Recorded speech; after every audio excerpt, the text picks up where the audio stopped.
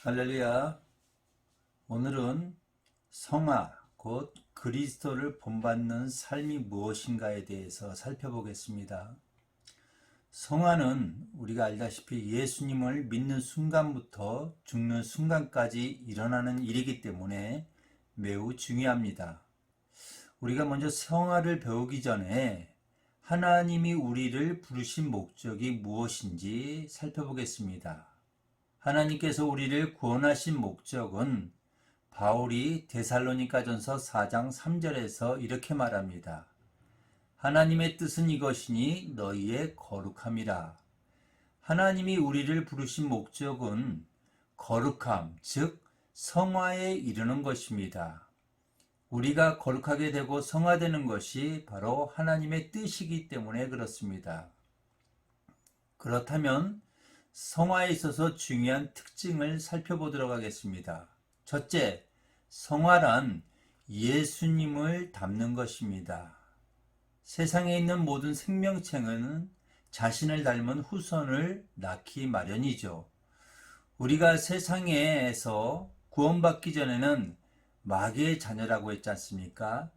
마귀와 같이 거짓말과 온갖 악함과 더러움으로 가득 차 있었습니다. 그렇지만 예수님을 통해서 십자가의 은혜로 하나님의 자녀가 되었기 때문에 당연히 하나님의 형상을 닮아야 합니다. 성화의 과정은 자녀로서 아버지 하나님을 닮아가는 것이라고 할 수 있습니다. 물론 외적 신분뿐 아니라 내적인 성품이 닮아야 참된 성도라고 할 수 있습니다. 두 번째로 성화는 전인적인 것입니다. 사람의 생각이 변했다고 해서 성화되었다고는 말하지 않습니다. 마음이 뜨겁다고 성화되었다고 하지도 않습니다. 중요한 것은 믿음으로 나아가 행동까지 변해야 하는 것입니다. 이처럼 성화는 우리 인격의 한 부분이 아니라 전 인격적인 변화로 나타나는 것입니다.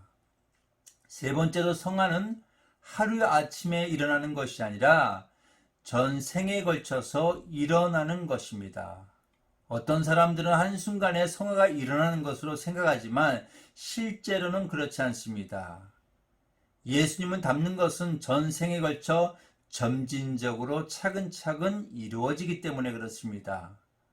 우리가 성경의 인물 야곱을 통해서 알지만은 그는 사기꾼 기질과 거짓말을 잘했습니다.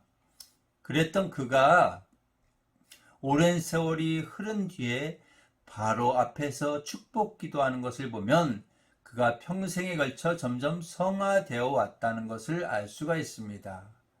네 번째로 성화는 하나님의 일인 동시에 사람의 일이기도 합니다. 성화는 하나님과 인간의 협동 작품이라 할 수 있습니다. 소명 중생 연합은 하나님의 주권적인 단독적인 사역이지만 성화는 우리 편에서 노력을 해야지 가능한 것이죠. 그래서 예수님은 하나님이면서도 참 사람이 되셔서 우리가 당하는 고난과 시험과 유혹을 이기셨기 때문에 우리가 닮을 수 있는 완전한 모델이십니다.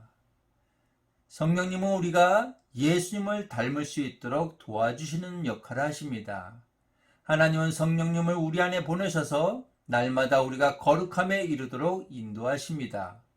그러므로 우리는 성령님의 도움으로 날마다 조금씩 성화되어 가는 것을 볼 수가 있습니다. 성화에는 반드시 훈련과 연습과 순종이 필요합니다.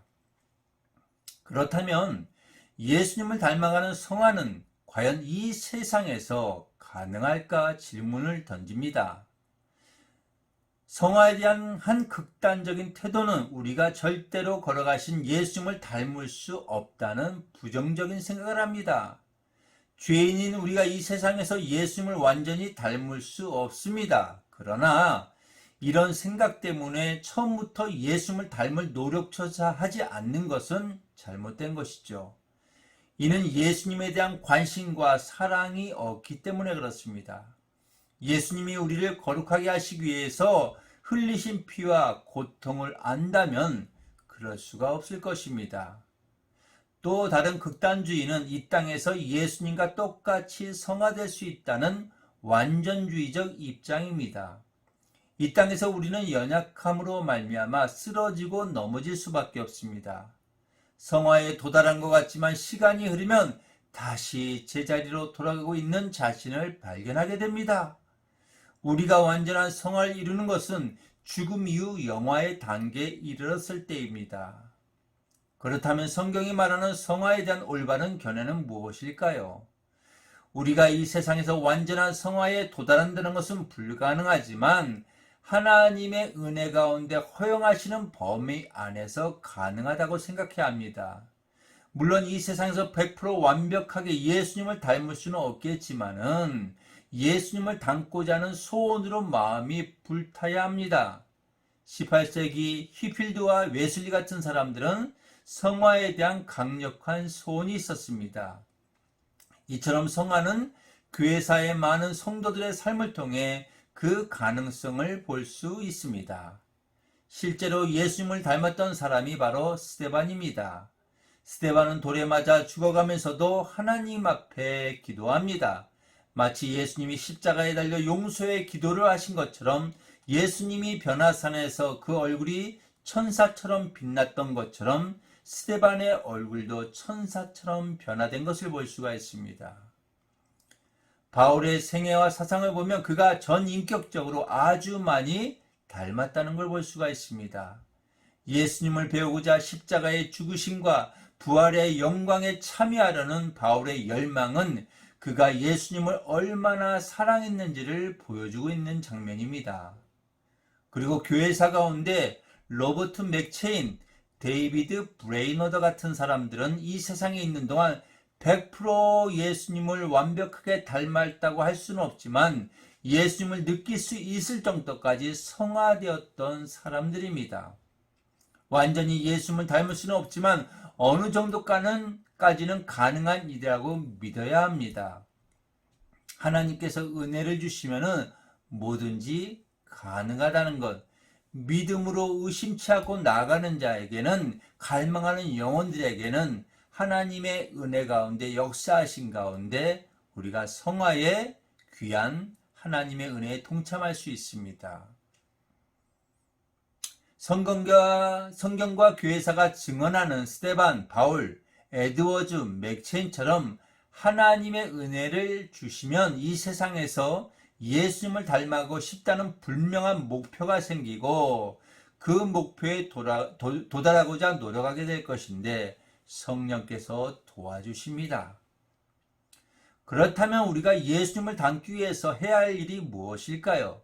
그것은 바로 경건에 이르도록 연습하는 것입니다.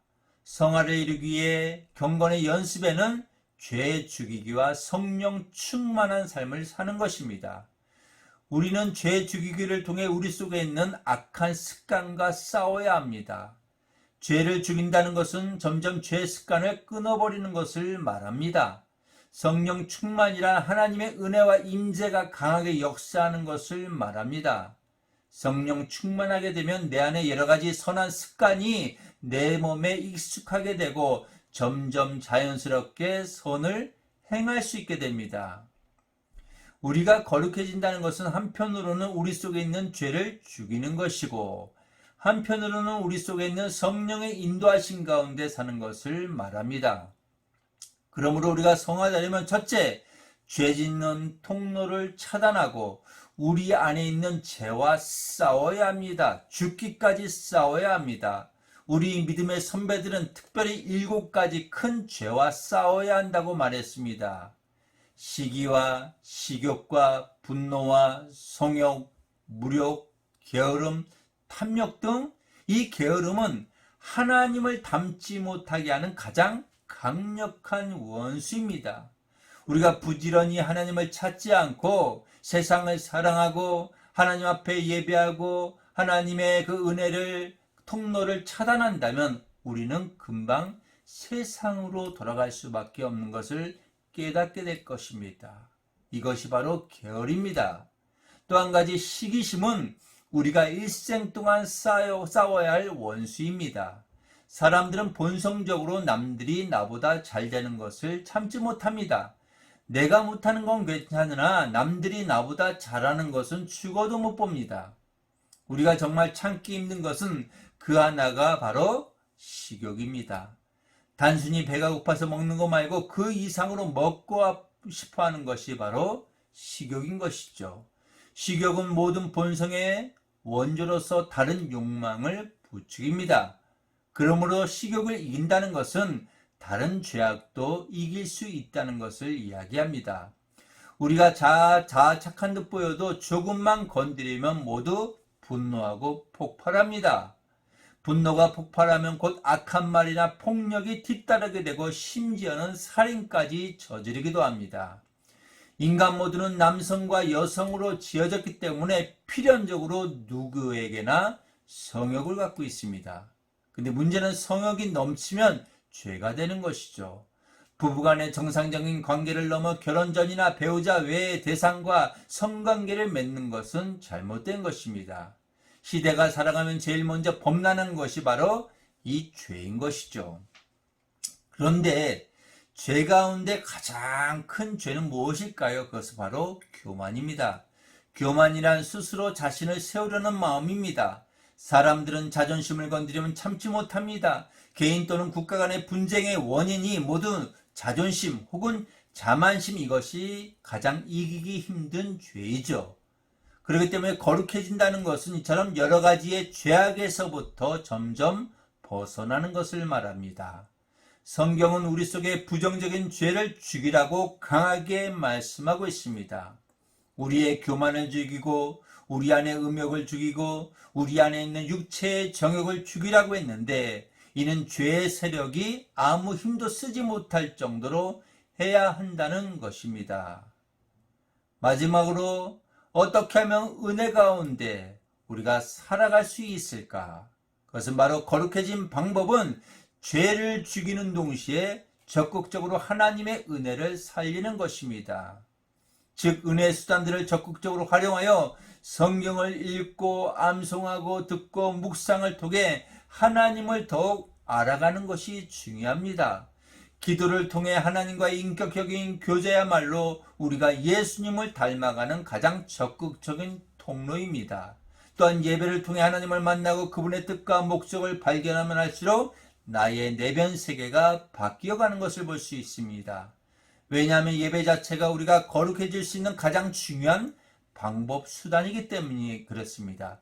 그렇기 때문에 우리는 예배, 기도, 말씀을 통해 하나님 자신을 구하며 그분만으로 만족하며 그분의 뜻이라면 어떤 상황이라도 순종하게 했다는 자세가 중요한 것입니다. 그래서 우리 편에서 해야 할 일들은 부정적인 건 긍정적인 면이건 게으르지 말고 힘써 경건을 연습할 때 삶 가운데 예수님을 닮아갈 수 있습니다. 성화의 열매는 사랑과 기쁨과 평화와 자비, 온유와 충성과 절제와 같은 성령의 열매로 나타나게 될 것입니다. 우리는 성령의 도우심과 충만함을 통해서 스데반처럼 바울처럼 주님을 닮는 삶을 살아야 합니다. 이런 소원을 두고 하나님께 예배하고 기도할 때 하나님의 놀라운 은혜가 임하고 주님을 닮아감을 통해서 세상에서 하나님의 나라와 뜻과 목적 가운데 귀한 쓰임받는 하나님의 사람이 될 것입니다. 그런 은혜가 이 말씀을 통해서 개개인마다 임하기를 예수님의 이름으로 축원드립니다. 할렐루야.